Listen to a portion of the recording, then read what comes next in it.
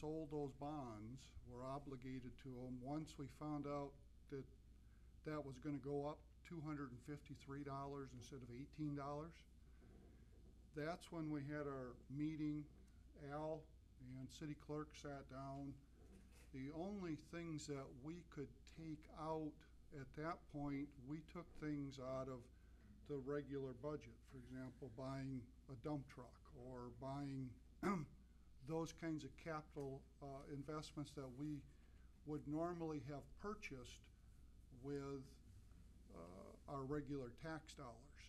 That had we not done any street projects, had we not done any of those things, we would have had money in our regular budget. Because we sold those bonds already, we're obligated to pay that.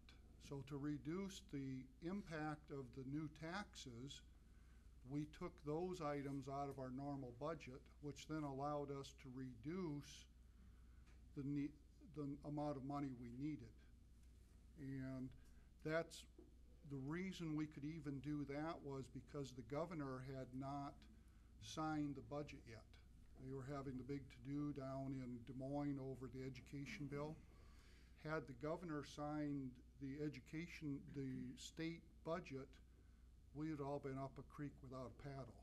But fortunately, because of their bickering in Des Moines, the budget was still open, and we were allowed to go back in and lower our tax levy. We still needed the money to pay for the bonds, for the streets, and those kinds of things, but by taking some of these other capital investments out of our budget, we were able to lower that by what, two points? Something like that, down to 15 from. Yeah, it was about 2.5 points of the levies. But that's where the problem came in, was we projected what that debt levy or debt taxes to pay for these loans we took out to fix the streets and those kinds of things, that those numbers were not correct. Once we found out those numbers weren't correct, then that's when we cut some other things out of the budget so that we could lower that levy to get down to that $109. Now, we're not broke. We have money. We just didn't feel that the public could afford $253 increase. $109 is hard to swallow. $253 is very difficult. Had we known that in January and February when we made our budget up, we probably wouldn't have done some of the things we did. But unfortunately, because we were basing decisions on some numbers that weren't correct, we did it. And so that's how we were able to go from 253 down to 109, is by taking items that we would have purchased that we had some control over yet. And so we had our regular budget money. We're not broke, but we borrowed money because we didn't have enough money to pay for all these special projects like the street projects. And that's where our problem came in, when we borrowed money, and that drove that tax up higher than what we thought it was going to be. Is there really a good deal of putting things into the budget of 2017? Because when something else comes up for vote and you vote yes on it, and are we going to get into 2018 and just keep going, or where's it going to end? If you pay bills, you don't say, well, I'm not going to pay this bill this year. I'll wait and pay it next year, and expect people to wait on it. Well, the problem comes in is that the state only allows the city to set a certain tax, and there's a sheet that you can get from the state that shows what that is, but it's like 8 something. 810. And that's it. That's as high as you can go. Now you can add some things on it, like you can do employee benefits. You can add on, we have something on there that allows you to pay for like operating civic center, some of those costs. But in general, we're very limited on what money, most everything we have in our budget is spoken for. So when it comes time to do special projects like the streets, say the sewer plant, we have to borrow that money because there's no other place to get it.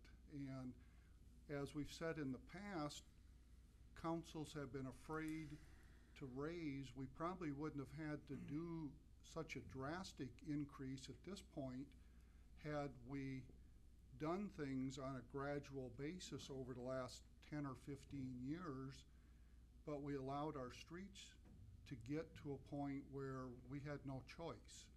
Now, that $109, it could have been $109 already, but it could have been $10 a year over 10 years, and nobody would have gotten really upset. We still had to borrow money every year to fix those streets, but you wouldn't have seen such a dramatic increase all in one shot. And there's Probably would be at the same level, but unfortunately we let it get to this point, and that's kind of the problem.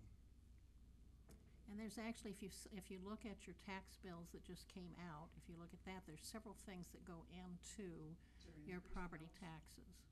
Is there an increase in those ones already? Have you looked at your tax bill that you got in the mail? I didn't open it yet. Yeah. You need to open that and look at it and see what all things are in there. It's not all the city, the city is not the only thing that comes into your property taxes. Probably want to be So. sitting down when you open it. Yeah. What's the matter, John?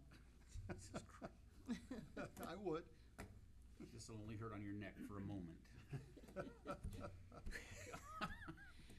Okay, since there is nobody else on that, I'm moving on to the consent agenda. I need a motion to accept and approve the consent agenda that approves the following: the minutes of the July 27th, 2015 regular meeting and the July 28th, 2015 special meeting. We have found some spelling or corrections in grammar, and so those will be done before they're signed. The financial statement for the month of July and June, the Independence Volunteer Fire Department financial statements for the month of June, accepting and signing the Visu sewer contract for the sewer cleaning maintenance for fiscal year 15 and 16, Majestic liquor license, Pat's Tap Class